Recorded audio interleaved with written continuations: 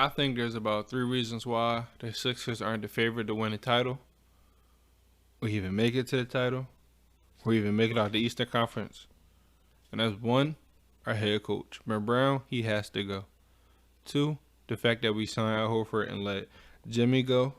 We let JJ go. We let Boban go. We let TJ go. And three, the fact that we have no team identity.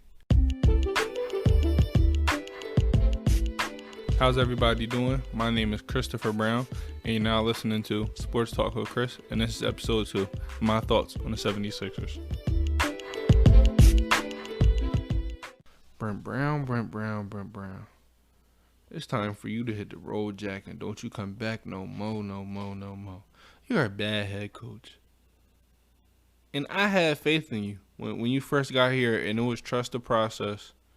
Like, I remember watching the games with my grandfather, and we watching the games, and he's like, Brent Brown isn't a good coach. We need to get rid of him. And I'm like, Pops, our team's trash. Like, we're in it to the fourth quarter. They just make a bonehead mistake. He said, I said, okay, Pops. I'm going to wait until we get a good team, and then we're going to evaluate him. I'm not going to evaluate him, with this bad team. And he was like, even when they get a good team. And we did, and I'm going to talk about it. He's going to prove to you why he's not a good head coach. So let's look at last year. We went into the playoffs, and we went into the second half of the season, and I think we had the best starting five in basketball. You got Ben Simmons, a 6'10" point guard that has vision like LeBron, vision like Magic, vision like J Kidd. He has that tight vision, but he's also 6'10". He can play the power forward. Then you got J.J. Redick. He's a shooter. He's a sniper. One of the best shooters in the league at the 2 guard. Perfect. Then we bring in Jimmy Butler. Okay, Jimmy Butler's going to go guard the best player on the other team. Without a doubt, Jimmy Butler wants him. He's also going to do his thing on offense. He's going to be clutch. He's Jimmy Buckets for a reason. So he's bringing the defense, and he's also getting buckets. Then we get Tobias, who's a scorer. I mean, he's going to go get buckets. Then we got Embiid, the best center in the league. 27, 13, 2.5 blocks. No center's better than him in the league. I don't want to hear no arguments. So you look at that roster and you think to yourself, first of all, how do we not make it to the Eastern Conference Finals? How do we not win the finals with that roster? How do you mess that up? I remember watching some of the games, and I'm looking at the sets and the plays he's calling. I'm like, dude, are you blind? You keep doing this thing. Like, I swore I seen it 5 straight times. J.J. Redick would get the ball, and him and Embiid would do like a little pick and roll. And I'm like, what do you expect to come out of this? Honestly, like as a 19-year-old, I feel like I could have drawn up so many better plays, sets, anything to help that team. But the things I seen Brent Brown do would get me furious. I'm like, how do you expect to win when you're calling us on offense? You're not giving us an identity. Sometimes we chucking up as a head coach, it's your responsibility to give us identity. And you didn't do that. And you haven't done that. And how do you mess up that team? A lot of Mark Jackson, which I think is a terrific head coach. He needs to be coaching again. You give him that team that year, we win in the finals. There's no question about it. He's going to call the right play. He's going to know how to use the people on his team. Like that collection of talent we had, he fumbled the bag. We as a Sixers organization, the Sixers team, yes, I'm saying we because I feel like I'm a part of it. All fans feel like they're a part of their team. We fumbled the bag. If it's not for a bouncing on the rim shot, first of all, we shouldn't have been there in the first place. We should have got that series out in 6. But if it wasn't for a bouncing and then I was shot in the second round against the Toronto Raptors, I feel like we would be champions. I feel like we would have matched up well against that Bucks team. And I feel like we could have did the same thing that they were doing to Giannis. I mean, we'd have threw Ben at him. We threw Jimmy at him. Then we'd have threw Tobias at him. Then we'd have threw Embiid at him. People off the bench at him. I feel like we would have beat the Bucks. And then going on to the Warriors, I feel like we would have had a chance to. Barring there were no injuries, because I don't wish injuries on nobody. I believe that starting 5 was the best starting 5 in the league, and he fumbled the bag. Like, it's time for you to go, Brent. And then when you look at this year, you're not doing anything. We're not the number 1 seed. We're not the number 2 seed. I don't even think before quarantine, I don't even think we were top 4. How do you mess that up? Like how? Because we go in and we get Josh Richardson to replace Jimmy Butler. We slide Tobias to the 3. We going to get Al Horford. I'm going to talk about that later. But, I mean, that's still a decent starting 5. I mean, there's some things as a coach you could do to make that work. I mean, at the end of the day, you still have 2 of the top 13 players in the league on your team right now. You got a top 10 point guard and the best center. Like, how are you? And then we still have Tobias that can get buckets. And then Josh can shoot. I mean, Al Horford is a veteran. You can, like, how do you not make this thing work? How are you a head coach? Like, is he the only head coach to come out of the Popovich tree and is trash? Because my man's that, I can't even think of his name right now, and I'm mad I can't think of his name, that coached the Atlanta Hawks and had them doing good in the regular season. They just lost to LeBron. That's the only reason why they never, like, they was killing teams in the regular season. They just faced that man, Go James. But then he goes on to the Bucks and he gets Giannis and he's building his team up, and you see he's learning. He knows how to use his talent. Like, how do you not, like, Brent, how do you not know how to use the talent that you've been provided? I think I speak to all Sixers fans when I say we want a new head coach. I'm sorry. I mean, you had your chances. You had your chances. You haven't proved anything. I mean, like, I guess you can have another year. I don't want you to have another year head coach, but if you do this another year, if we don't make it to at least the Eastern Conference Finals, I think we should be in the finals. But if we don't at least make it past the second round, it's time for you to go, Brent. And Sixers, please do not trade. Even though this is about Brown, I do not want you to trade anybody on that team except for Al Horford. I'm about to talk about that, but don't get rid of Embiid and Simmons. Get rid of the head coach, because any other head coach would make that work. It is not the talent. It's the head coach. Just get rid of it. All I ask as a Sixers fan is to get rid of Brent Brown. And if off the top of the head you can't think of nobody, bring in Mark Jackson. Bring in Fizdale. Somebody other than Brent Brown. Now, why did the Sixers sign this man to $109 million for 4 years? Yes, I'm talking about Al Horford. Why we did it, I don't know. I mean, I'm not gonna lie. As a Sixers fan, when I saw that, I'm like, okay, this could work if we game plan right, if we strategize right. Oh, this could be dominant. But then I thought, man, I doubt Brent Brown gonna know what to do with this team. So it's probably not gonna work. It go either way. It's 50-50, and obviously, it went the bottom half of that 50. It did not work. He was nothing special. He was not worth $109 million for 4 years. He didn't play that good. He played average. I mean, I'd have rather take Markieff. Markieff Morris signed for 2 years, $7.4 million. Why didn't we sign him? Marcus signed for 1 year, $15 million. Why didn't we sign him? Bojan Bogdanovic signed to the Jazz for less than $80 million for a couple years. Why didn't we get him? We could have got all 3 of them. Imagine, we could have one of them starting, 2 of them coming off the bench. All that would have been better than signing an aging power forward / center for $190 million for 4 years, and he doesn't do nothing great. He's good at a couple of different things, but he's not great at one thing, and that does not work for our starting lineup. We got Ben Simmons. He's great at playmaking, defending, getting to the rim. You got Embiid, the best center in the league, dominant in the paint, dominant on defensive end. He's just dominant. He can shoot a little bit. I want him to bang on the block more, but he can shoot a little bit. But he's dominant, give you 27. You got Josh Richardson, can space the floor out, can shoot. You got Tobias, he's a bucket getter. Then we look at Al Horford. He's a decent shooter. Not really. I guess he could bang on a block, kinda. I guess he can make some play. He doesn't do nothing great, and that's not helping our starting lineup.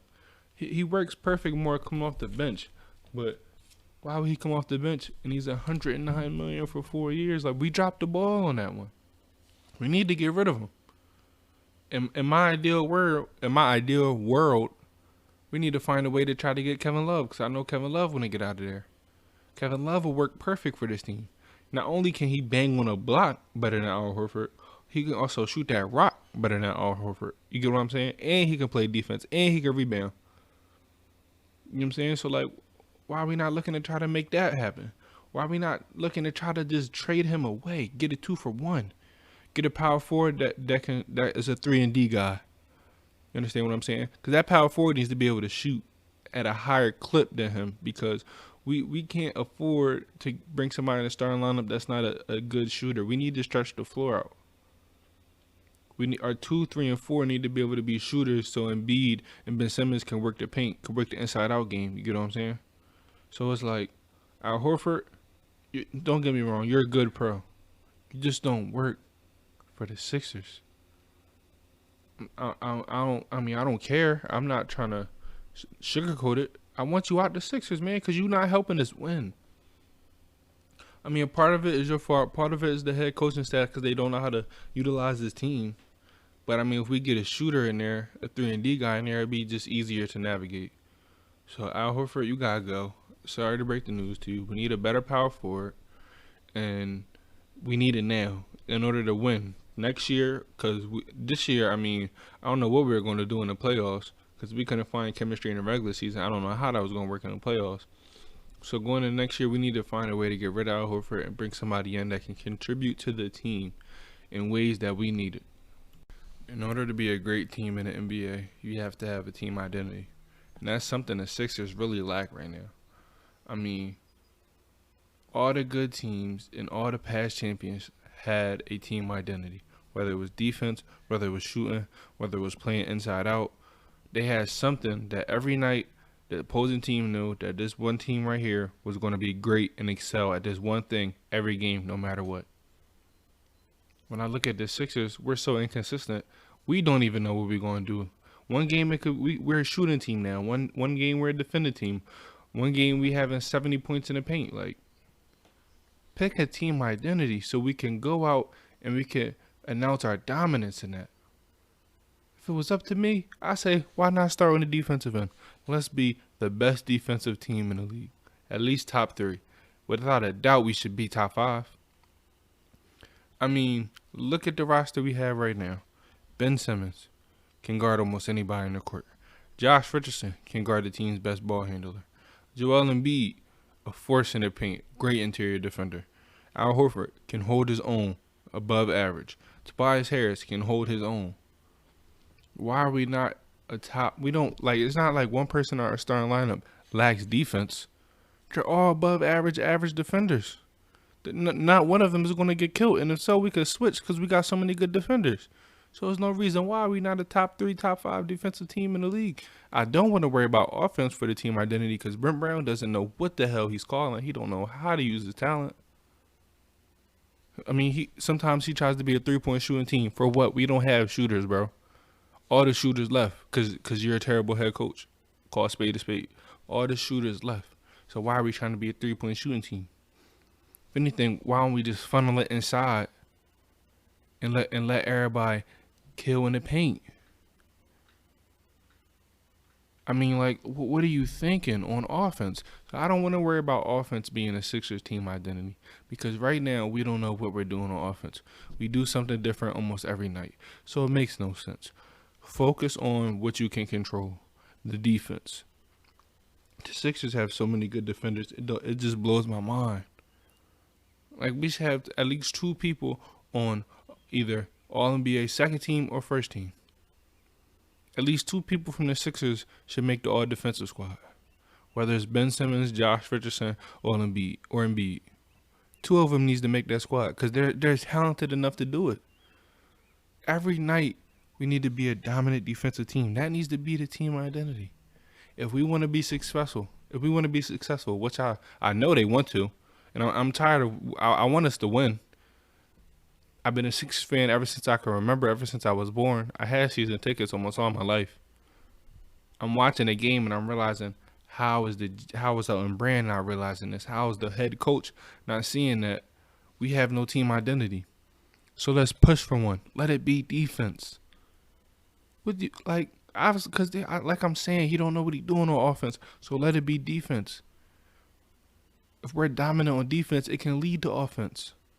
But we gotta be dominant in one thing. We need a team identity to win an NBA championship. Because the roster we got now is capable, but we have no team identity. So it feels like we're losing games we should win because we have no team identity. We're losing games we should win. That's why we're not the favorite. Because you look at teams that are the favorite, they have a team identity. The Bucks, a team identity. The Celtics are starting to get a team identity. The Raptors, a team identity. Hell, even the Pacers, they got probably more of a team identity than us. So the Sixers, we got a talented roster. But in order for us to be champions, you need to find a team identity.